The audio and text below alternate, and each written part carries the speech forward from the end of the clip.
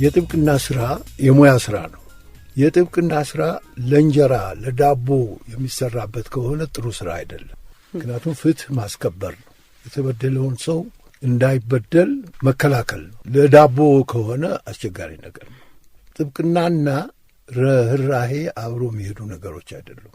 ጠበቃ ሆኖ ሐዘኔታ የሚገባው ከሆነ ሩህሩህ ከሆነ ካልጨከነ እውነትና ውሸትን አበጥራለሁ የሚል አመለካከት ካለው ጥሩ ጠበቃ አይሆንም። ገበያ አያገኝም ማለት ነው።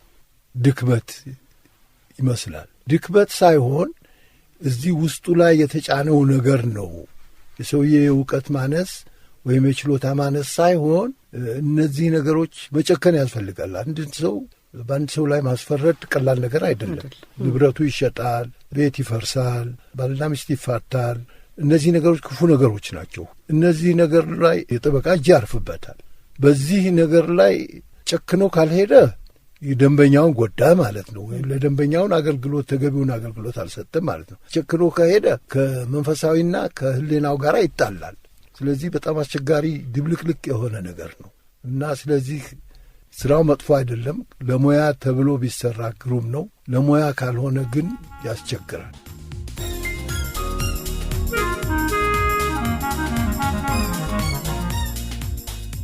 ወደፊት ያሉት የሕግ ባለሙያዎች ብዙ ነገር ሳያስፈልጋቸው የራሳቸው ፋይል የያዙት በቢሮአቸው ያለውን ሰብስበው አቀናጅተው በመጽሐፍ መልክ ቢያዘጋጁት ብዙ እውቀት ለሕዝቡ ሊሰጡ የሚችሉ ስለሆነ እንደው አደራ እላለሁ በዚህ አጋጣሚ ለሁሉም ጠበቃ፣ ለሕግ ባለሙያ። ስለዚህ ይሄ እንደው የቆዩ ፋይሎቻችሁ የዕቃ መሸጫ መጠቅለያ እንዳይሆኑ እና ልጅ የሕግ ሰው ሊሆን ይችላል፣ ሊወርስስ ይችላል።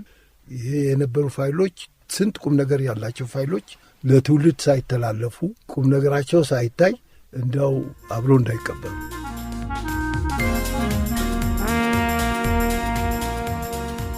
እምነት የግል ጉዳይ እንጂ አንዱ በሌላው ላይ የሚጭነው ነገር አይደለም።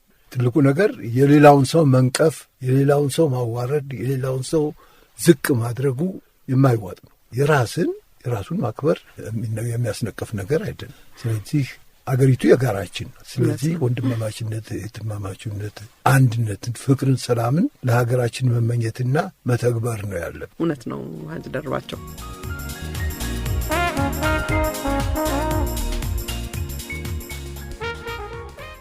የተወደዳችሁ አድማጮች ነገ ሚያዝያ 25 2017 ዓ.ም በቅዳሜ ጨዋታ እንግዳ ዝግጅታችን በሞት የተለዩን የሕግ ባለሙያው ሀጂ ደርባቸው መሐመድ ማስታወሻ ነው። የሕግ ባለሙያው ሀጂ ደርባቸው መሐመድ በሕይወት በነበሩበት ወቅት ከመዓዛ ብሩ ጋር ባደረጉት ጨዋታ ነገ 9 ሰዓት ላይ ጠብቁን።